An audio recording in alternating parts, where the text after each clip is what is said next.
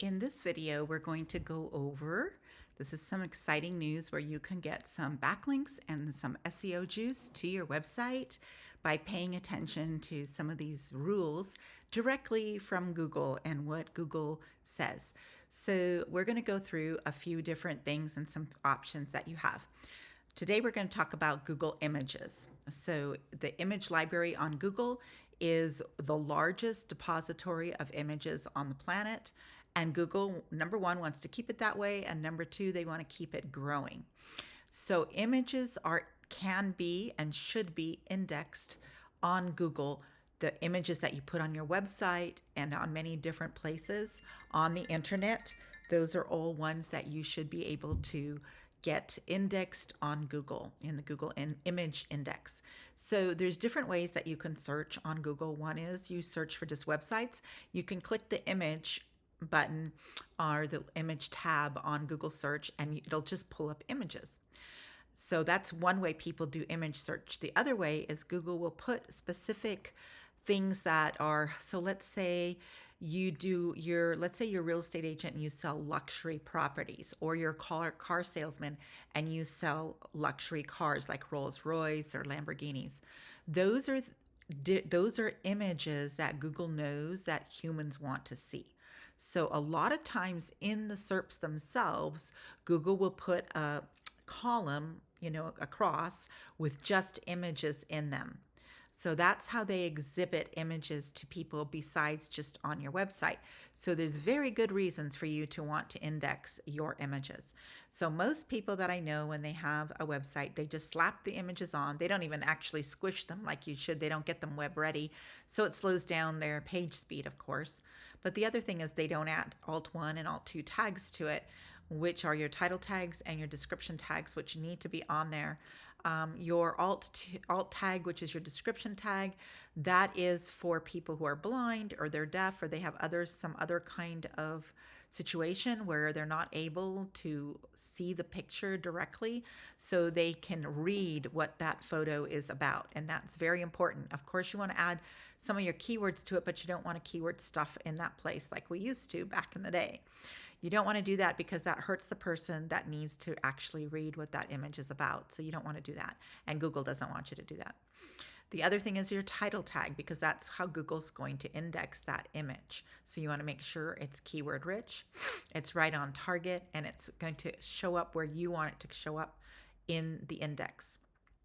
Now, for us to help and learn about this a little bit more, like I taught you in my Bard versus ChatGPT, you need to go watch that video if you have not done so yet, because that one I explained the differences between Bard and ChatGPT.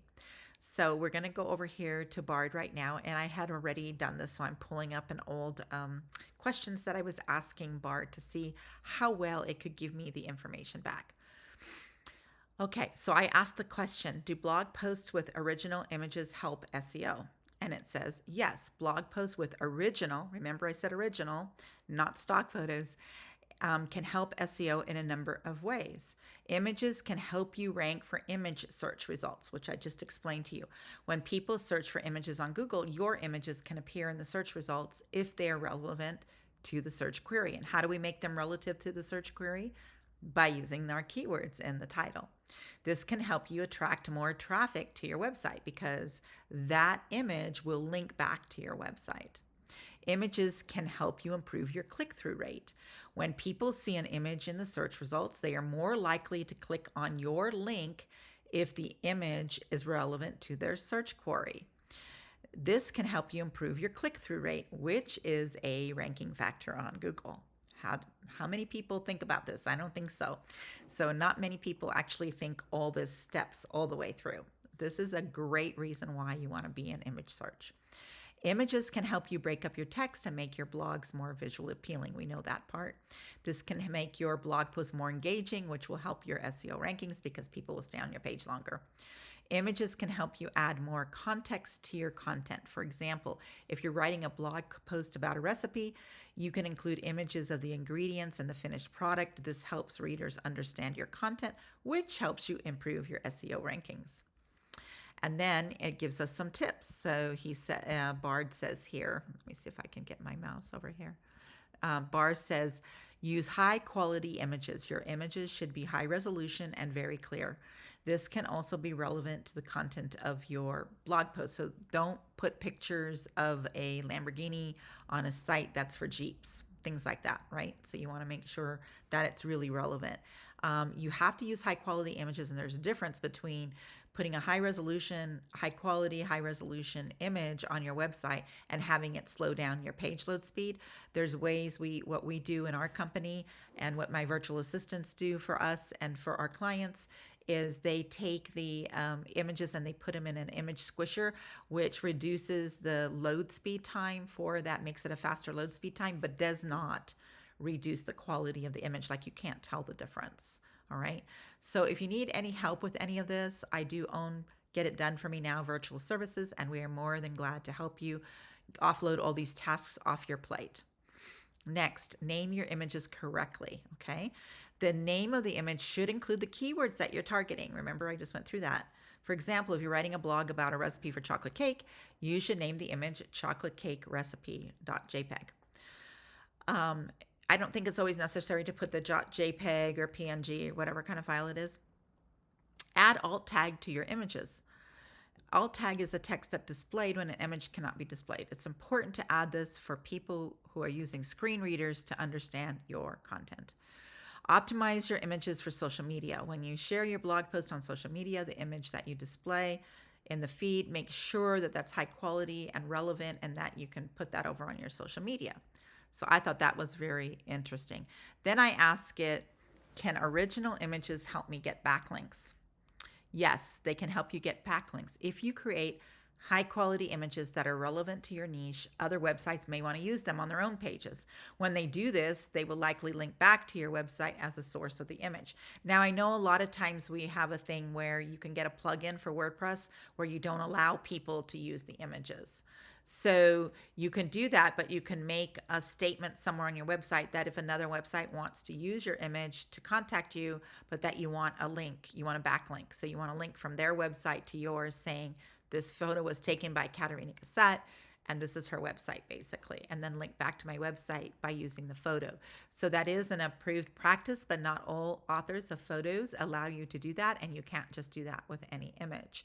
So you have to make sure that you're allowing it, and and if you're practicing this, you need to make sure that you're contacting the author of the images. Make sure that they are unique. Okay, so if they're already available on other websites, you're probably not gonna get backlinks. So create your own images, make sure that they're unique and original. Now I'm going to stop here for just a minute. You can do AI generated content. Just remember at this point in time, the courts have ruled that you can't copyright those AI generated images. So if you're putting them on your website, other people can take them, put on their website. You're not going to be able to sue them for that, for copyright violation because of that. I believe that's going to change further on down the line. But as of right now, that's the case law right now. Promote your images on social media. When you share your images on social media, a lot of time, make sure you link back to your website. This will help other people find your website. And then, so here's some more ideas on how to get backlinks. Create a set of infographics that are relevant to your niche. That's a one that a lot of people want to use and link back to your site for. You can take a series of high quality photos of a product that you sell. And then other websites that review products in your niche may want to use these photos on their own pages and then have them backlink to you.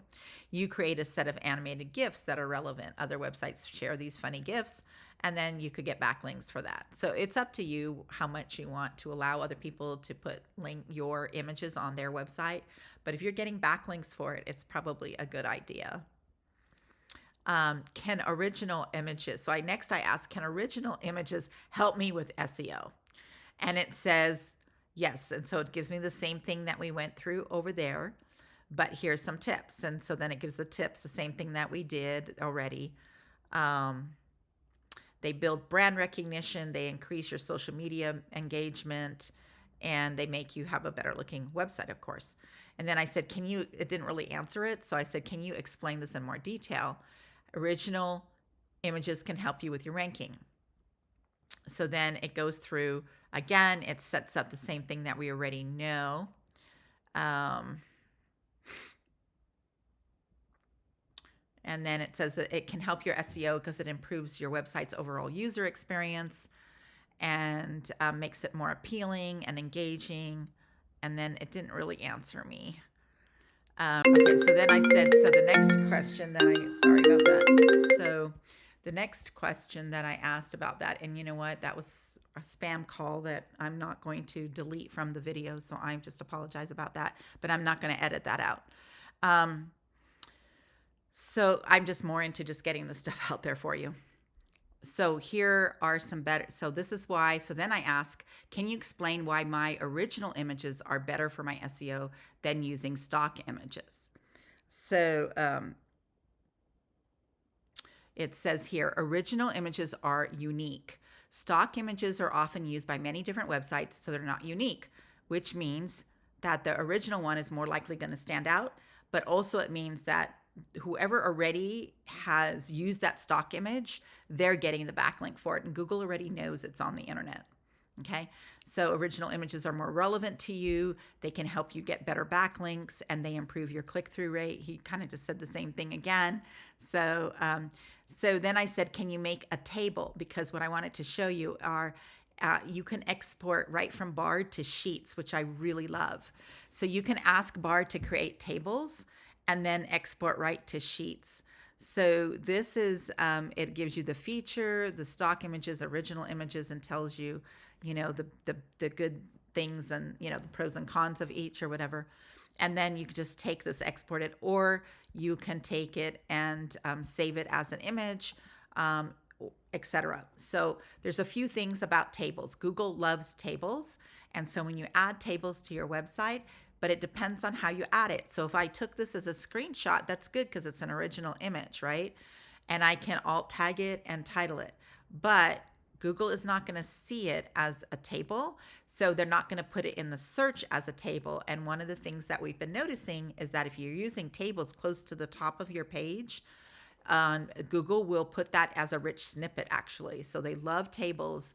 You want to make sure that that table is actually being told to Google that it's a table. So the next one, and we'll go through that in just a second, but I got to find my new tab here. Where's my other Bard one?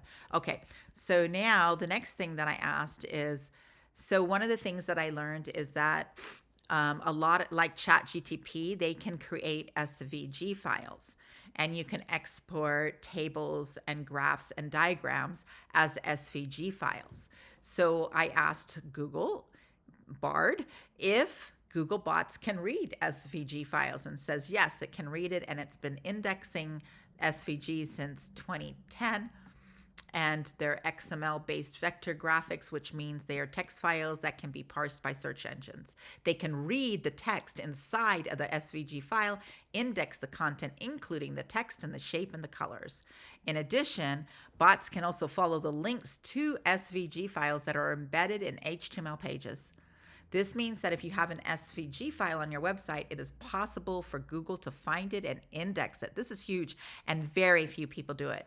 Okay, so these are a few things to keep in mind. First, make sure that they're well-formatted XML files. Second, include your text content on your SVG files in an alt attribute of the image tag that you use to embed the SVG file into your HTML file.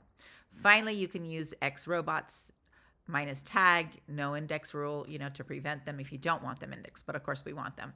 But SVG files are very SEO friendly. They can be indexed by the bots, which also means that Google wants to index them. So if you can get a plugin for WordPress that will accept, there's a plugin you can get that will accept an SVG file, and this will create a really good way for you to show these tables. So let me show you some of these. So one of the tables, so in ChatGPT, you have to have 4 for this. You can get plugins. So I have these plugins here, right here, enabled plugins. So let me see if it won't let me drop down. I don't think, no. So I have, one of them is diagrams, one of them is called Mermaid, and one of them is some kind of a table or graph thing.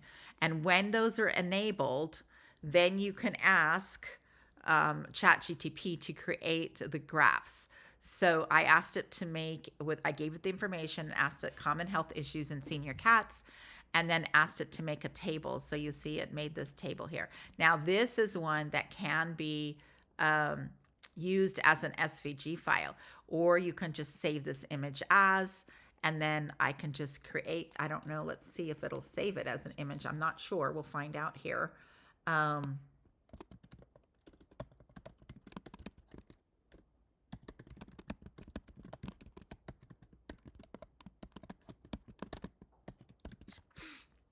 Let's see if we go to my downloads and see if we open that, if that'll open.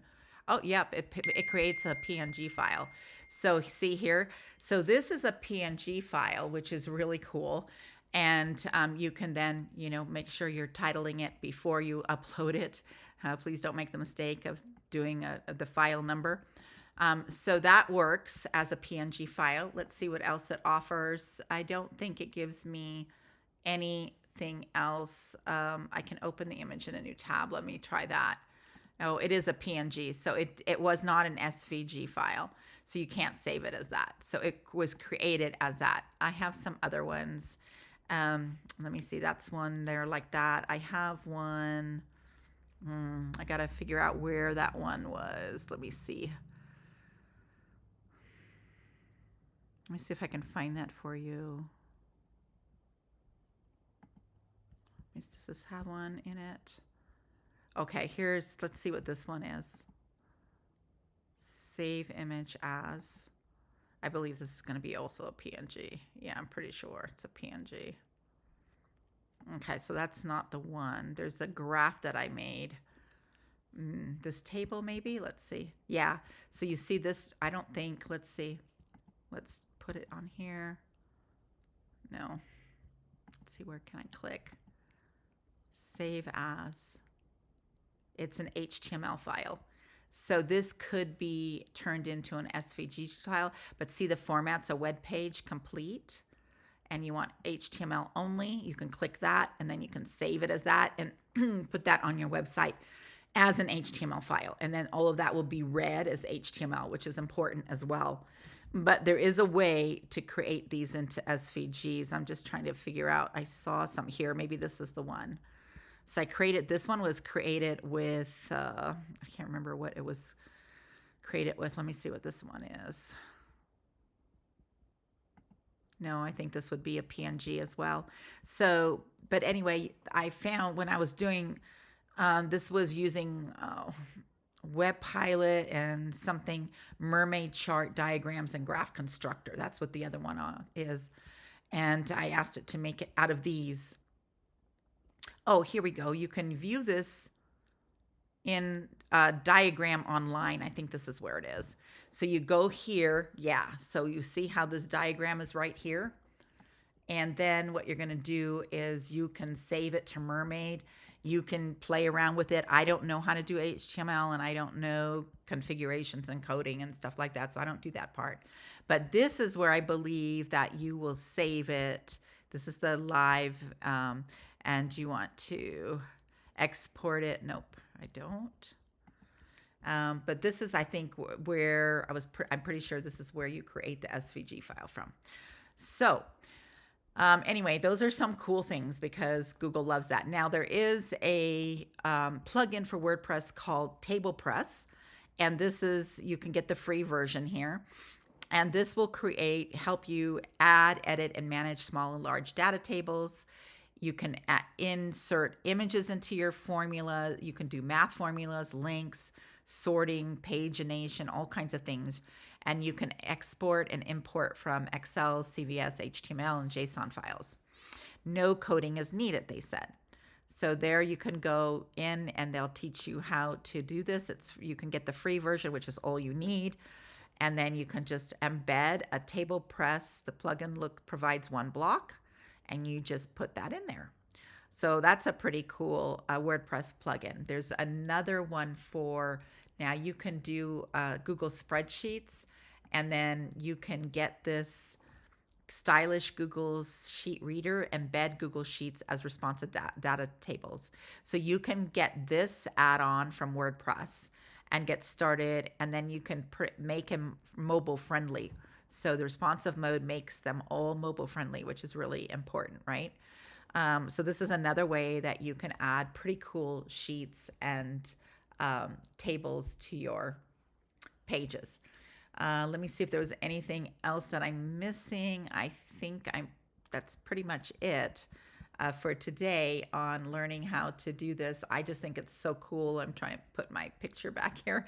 So I just think that is so cool that we can do a lot of this indexing. It's super, super important. I'm just going to check my notes real quick. So there's so many things you can create tables with. It's just your imagination, going with you, right? And then let me think if there was anything else. I think that's it. Yep. So that's it. I covered everything today. Please subscribe to my channel, like this video, and leave a comment. I'd love to answer your questions, or let me know what kind of videos you want me to create for SEO or AI. Those kinds of things. Just let me know what you want me to do and create for you. And we will do that in the next video. So until then, bye.